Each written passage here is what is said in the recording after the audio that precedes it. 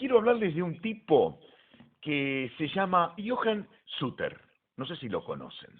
No. Nació a principios del siglo XIX en Suiza, en 1803, para ser más precisos, y de adolescente Johann se hizo fanático de una novela que se llama El último mohicano, de James Cooper, una novela que idealiza de manera desmesurada la conquista de los territorios habitados por los indios en los Estados Unidos. Es como una exaltación obvia, si quieren, a la figura del conquistador blanco. Pues bien, Johann queda tan impactado con esta novela que ¿qué hace? Empieza a fantasear con irse de Suiza a los Estados Unidos, a conquistar territorios. Pero claro, en Suiza tenía a su papá que tenía una fábrica de papel. Y él tenía que laburar con el papá porque era un negocio próspero y el papá le dijo, de ninguna manera vos te vas. Vos continuás con esta próspera fábrica que tengo. Encima, para colmo de males, Johann se engancha con una mina, que en realidad fue una calentura del momento, y se engancha mal porque la deja embarazada y tiene que casarse con ella, porque el padre lo obliga a casarse con ella. Se casa, con ella tiene un par de hijos más, y la fantasía de irse a conquistar territorios, ¿dónde queda? En el cajón de la mesa de luz. Pero en el medio, aquí, que la fábrica de papel quiebra, y entonces Johann, en su cumpleaños número 30, le agarra una crisis de personalidad. Porque, ¿qué le pasa? Se da cuenta que tiene 30 pirulos y no es la persona que fantaseó ser. Y cuando sopla la velita, pide 3 deseos, que en realidad esos 3 deseos eran el mismo. Mandar a todos al carajo e irse a Estados Unidos para cumplir el sueño de conquistar territorios. Pues bien, lo hace, se va a California, que en aquel entonces pertenecía a México, y ahí se establece como granjero en una ciudad que hoy se llama San Francisco, pero que en aquel entonces, como era de los mexicanos, se llamaba Yerba Buena. Lo cierto es que este tipo, como tenía algo de guita, junta 150 indios y bueno, con ellos empieza a trabajar la tierra que en ese momento era muy barata. Trae ganado, se dedica a la cosecha de vino, porque lo que hace es también traer cepas de Alemania y Francia. Y sin darse cuenta, inventa el célebre vino californiano. Miren cómo se adelantó a todo, ¿no?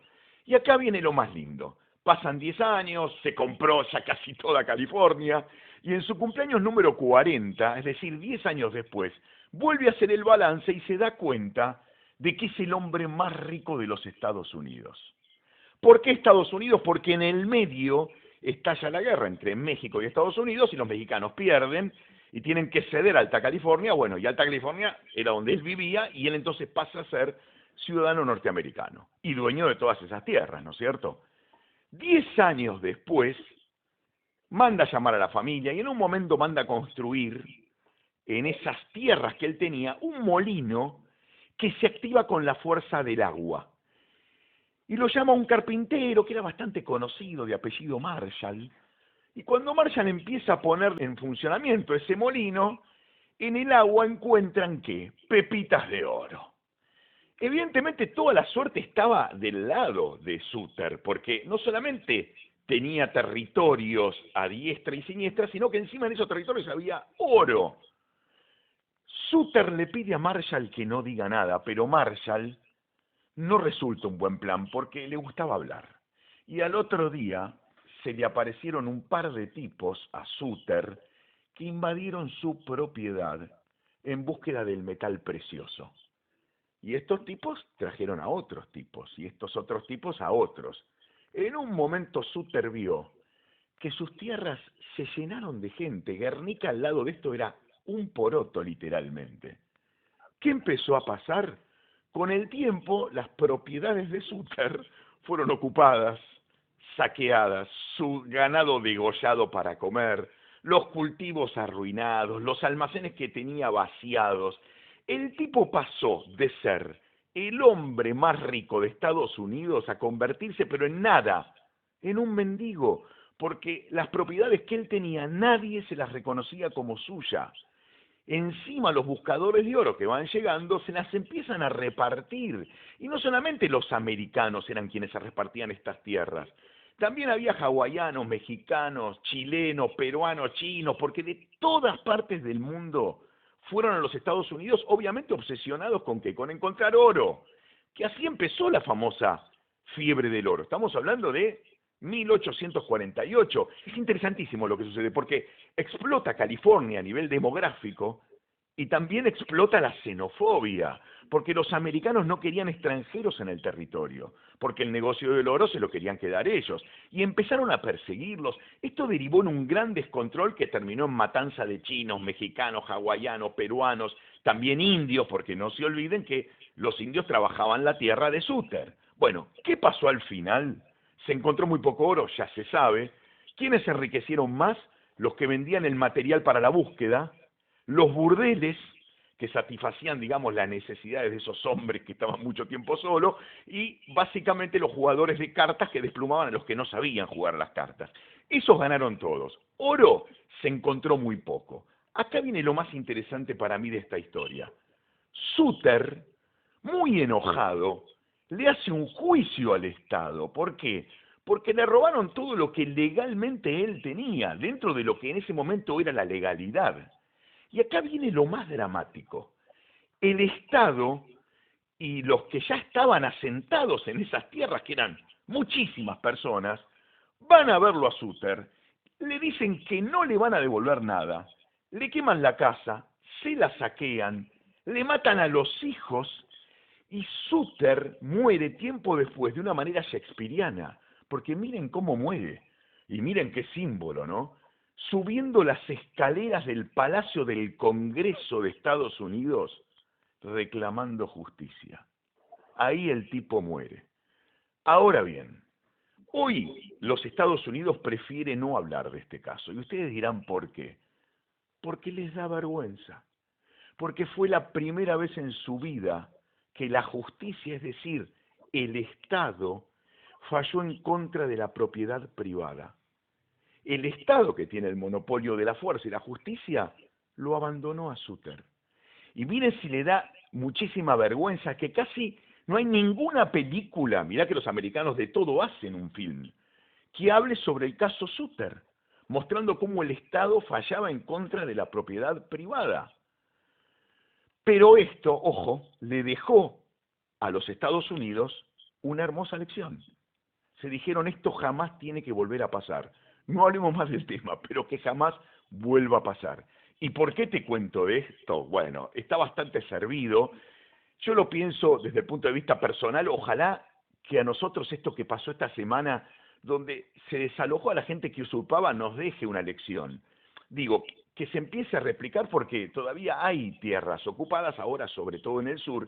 Y yo comprendo a los adolescentes que, bueno, piden el fin de la propiedad privada porque, bueno, cuando uno es adolescente no tiene ningún bien a su nombre. Por eso a esa edad el comunismo es atractivo. No hay nada más fácil que ser empático con los metros cuadrados ajenos. Pero hay que decir algo que para mí es muy importante y con el tiempo fui aprendiéndolo. El capitalismo es el único sistema que hasta ahora ha hecho, sobre todo en el primer mundo, que el 95% de la población deje de ser pobre. Y para que se den una idea, este sistema que empieza a explotar en el siglo XVIII invirtió el porcentaje de la Edad Media, si hablamos de redistribución de la riqueza. Porque en la Edad Media, cuando mandaban los reyes y la iglesia, hay que recordar esto siempre, el 95% eran pobres y el 5% eran ricos. El capitalismo invirtió este porcentaje sobre todo en el primer mundo. En los países del tercer mundo el resultado es más variopinto por causas que en este momento no tiene sentido acá tratar. Pero, ¿por qué para el capitalismo es tan importante la propiedad privada, que es el pilar fundamental para ellos de la vida? Porque a nivel filosófico instala el concepto de individuo. No dependés del rey. El ciudadano pasa a tener riqueza y esa riqueza lo convierte en soberano. El famoso ciudadano soberano. ¿Y qué es lo que aporta la cultura del capitalismo? Y esto para mí es maravilloso. El capitalismo individualiza los comportamientos. Te tiro una imagen que es demoledora. Edad Media. Todos comían de la olla. Capitalismo. Cada uno come en su plato y come lo que quiere. Y esta es una metáfora hermosa porque instala la figura del dueño del plato. Uno decide qué, cuánto, cómo, dónde y cuándo.